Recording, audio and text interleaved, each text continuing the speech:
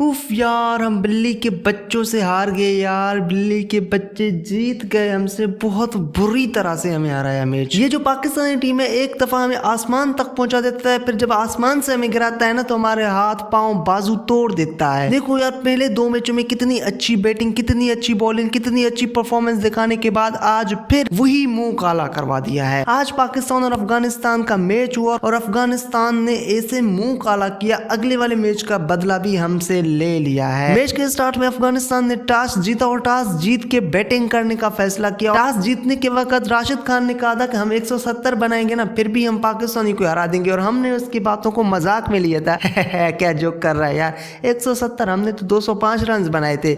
ये अभी भी पुराने वाली जिंदगी में गुजार रहे हैं। फिर क्या हुआ, हमारे शाहीन ने अच्छी बॉलिंग करवाई और फिर हमने सेकंड ओवर में उनके बल्लेबाज गुरबाज को आउट कर दिया। हमने समझा कि हमने बड़ी तीर मार ली है। 4 ओवरों में इन भाइयों के ने सिर्फ 30 स्कोर बनाए और एक प्लेयर उनका आउट था। बाद में जो इब्राहिम जदरान और दूसरी तरफ सिद्दीकुल्लाह, ये दोनों जो खेल रहे थे ना, हम बड़े मजे से टीवी देख रहे थे। बाबर और रिजवान की इनिंग्स लग रही थी और मैं दिल ही दिल में ये सोच रहा था कि देखो यार, हमने अभी बाबर और रिजवान से अपनी जान छुड़ाई है, इनको फिर से दोबारा बाबर और रिजवान मिल गए। मतलब अब हम जान छूट गई है रिजवान और बाबर से। अफगानिस्तान अभी बाबर और रिजवान में फंसे हुए हैं, मतलब ये हमसे क्रिकेट में बड़े पीछे हैं। हम यही सोच रहे थे। मतलब उनकी खेलने का अंदाज ही बाबर और रिजवान वाला था। एक छक्का मार रहे, एक चौका मार रहे थे, फिर हमें सिंगल डबल। उन्होंने फिर मर के 170 रन बनाए और मैं दिल ही दिल में सोच रहा था ये तो हमारे बल्लेबाज 17 ओवरों में बना लेंगे। मतलब मैं दिल ही दिल में शौकियां मार रहा था। वैसे आपस की बातें, दिल की बातें मैं बता रहा हूँ, हमारी बॉलिंग इस बार बहुत ही ज्यादा एक्सपोज हुई है। सिवाय फहीम अशरफ और शाहीन आफरीदी के सारे बॉलर्स फ्लॉप हुए। सुफियान मुकीम, हारिस रऊफ, जिन्होंने पिछले वाले मैच में बड़ी बढ़िया परफॉर्मेंस दिखाई थी, इस मैच में उन्होंने बड़ी कुट खाई है। अच्छा, आपस की बात है, फहीम अशरफ ना बहुत दिनों के बाद उन्होंने बेचारे ने 4 विकेटें ली है और बहुत दिनों के बाद उनकी बॉलिंग परफॉर्मेंस दिखाई गई है। पहले मैच में तो उन्होंने बेचारे ने 16 रन एक ओवर में खाए थे, बाद में हमने इसको 1 ओवर भी नहीं दी थी। अच्छा, 15 ओवरों तक सिर्फ हमने एक ही विकेट गिराई थी। बाद में उनकी जो विकेटें गिरी है वो हमने नहीं ली, वो खुद आउट होना चाहते थे। मतलब अंधाधुंध शॉटें खेल रहे थे, आउट तो होना ही था ना। इसमें बॉलर की क्या कमाल है, उसमें तो बैटर का कसूर है, या तो छक्का या तो फिर आउट। फहीम अशरफ को भी क्रेडिट जाता है, लेकिन इतना ज्यादा नहीं कोई हमें, तो उसने मुश्किल सिचुएशन में उसने नहीं बचाया बॉलिंग से, जो हम कहेंगे कि यार बड़ा अच्छा बॉलर है, बड़ा अच्छा बॉलर है। हाँ, बैट्समैन अच्छा है, मैच विनर है, लेकिन आज उसकी भी बैटिंग फेल हो गई है। खैर, हम तो इस स्कोर को लाइटली ले रहे थे। 17-18 ओवरों में हम तो ये स्कोर कंप्लीट कर लेंगे और हमारे ओपनर आए। साहिबजादा फरहान अच्छे फॉर्म में लग रहा था और दूसरी तरफ और साइम अयूब पहले ही बॉल में आउट हो गया। मतलब यही बात है, हम शौकी हो जाते हैं। जब लोग नए अमीर होते हैं ना, फर्स्ट ऑफ ऑल तो वो अमीरों वाले काम नहीं करते बल्कि गरीबों वाले काम करते हैं और नए जूते, नए कपड़े, नई गाड़ी ले लेते हैं। जब लोग उनकी तरफ ध्यान नहीं देते हैं ना कि भाई इसने नए कपड़े लिए, इसने नई गाड़ियां लिए, फिर वो बताते हैं कि यार देखो मेरा 15,000 का कुर्ता है, देखो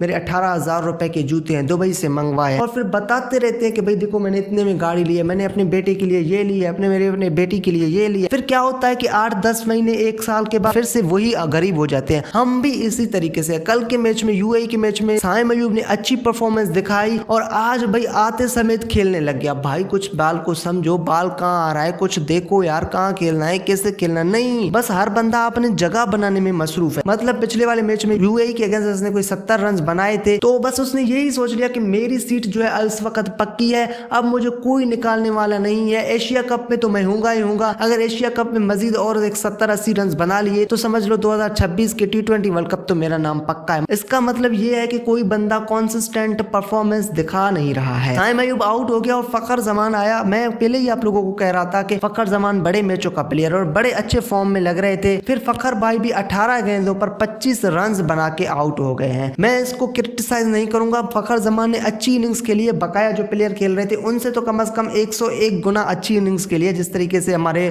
दूसरे प्लेयर्स खेल रहे थे। अच्छा यार, ये साहिबजादा फरहान हमेशा घोड़ी पे क्यों सवार होता है? मतलब आते समय सिर्फ छक्के, सिर्फ छक्के, सिर्फ छक्के, सिर्फ छक्के, वही काम जो हमारे सदियों से चलता है। या तो हम खेलेंगे नहीं, अगर खेलेंगे ना तो भाई 300 के स्ट्राइक रेट से खेलेंगे। भाई कुछ रहम करो खुदा के लिए, जरूरत नहीं है हर बाल पे छक्का मारने का। आगे स्कोर क्या, 170, सारे के सारे आउट हो गए थे ना। अगर ये सारे आउट ना होते तो आज मैच का सिचुएशन कुछ अलग था। साहिबजादा फरहान भी 3 मैच खेले, तीनों में फ्लॉप गया। फखर जमान के बारे में मैं कुछ नहीं कहूंगा, ये आगे जाके आप लोगों को बड़ी अच्छी परफॉर्मेंस दिखाएगा इंशाल्लाह। एशिया कप में इंडिया वाले मैच में आप लोगों को फखर जमान मैच विनिंग परफॉर्मेंस दिखाएगा, मैन ऑफ द मैच होगा, ये मेरी प्रेडिक्शन है। और फिर हसन नवाज भाई आउट हो गए। मतलब मुझे बहुत दुख हो रहा है, बहुत ही अफसोस हो रहा है हसन नवाज के लिए। किस बाल पे आउट हो गए? आगा सलमान का आउट होना है, यही मैच का टर्निंग पॉइंट था। जब सलमान अली आगा आउट हो गया तो भाई जो पाकिस्तानी है उनके दिल में पड़ गया कि आज अफगानी हमसे जीत जाएंगे। अगर वो टाइम मार लेता तो क्या फर्क पड़ता था, मतलब 1 मिली सेकंड का फर्क था। और हमारा आगा सलमान आज फॉर्म में भी लग रहे थे, लग भी रहा था वो खेलेंगे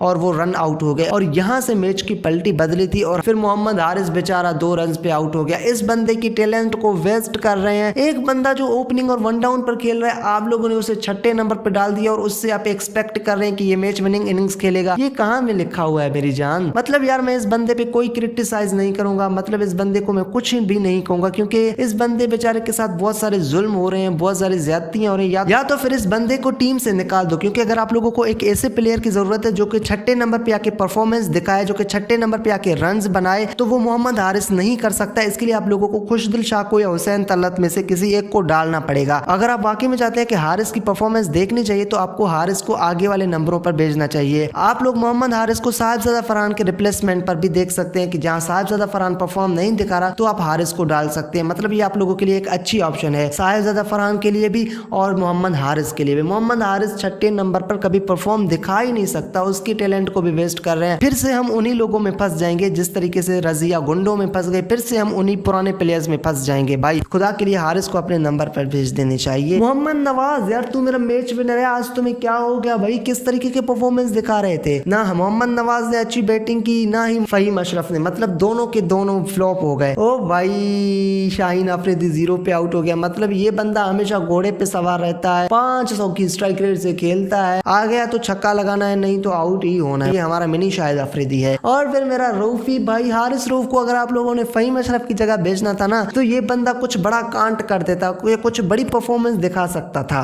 बॉलिंग में परफॉर्म नहीं दिखाई तो वो सारे कसर उन्होंने बैटिंग में निकाले। और राशिद खान जो कि दुनिया का बड़ा ऑलराउंडर है, उसे 1 ओवर में 2 छक्के मारे। आज तक किसी पाकिस्तानी बैट्समैन इतनी जरूरत नहीं हुई कि दुनिया के बड़े ऑलराउंडर को इतने ज्यादा छक्के मारे, मतलब वो भी शारजा के ग्राउंड में जहाँ इतनी ज्यादा बॉल स्विंग होती है, वहां उसने 2 छक्के मारे। मतलब यार कमाल है। 35 रन बनाए, मतलब फखर जमान ने 25, इससे ज्यादा और किसी प्लेयर ने नहीं बनाया। हारिस रऊफ ने 35 रन बनाए, मतलब 1 ओवर में 2-3 छक्के मार रहा था। भाई शाहीन तू क्या कर रहा है, हारिस तो उससे अच्छी बैटिंग करके जा रहा है। तो ये थी हमारे मैच की सूरत हाल। अब मैं जैसे रजिया गुंडों में फंस गया ना, इसी तरह से मैं फंस गया हूँ यार। खैर है, कोई बात नहीं है। शोएब अख्तर भी अब मुंह दिखाने के लायक तो रह गया, कम से कम ये तो कहेगा कि देखो मैंने आप लोगों को कहा था कि अफगान की बॉलिंग स्पिन बहुत ही ज्यादा डेंजरस है, देखो कैसे पाकिस्तान के बैटिंग को उसने तबाह कर दिया। अब वो कुछ कहने के लायक तो रह गया ना। हम अपने बड़ों को ऐसे बेइज्जत होने तो नहीं देंगे ना, इसलिए हमारे प्लेयर्स ने सोचा हम ये मैच हारेंगे और फाइनल जीतेंगे, क्योंकि अगर हम ये मैच भी जीत गए तो जो हमारे बड़ों ने हमारे बारे में ऐसे प्रेडिक्शन की थी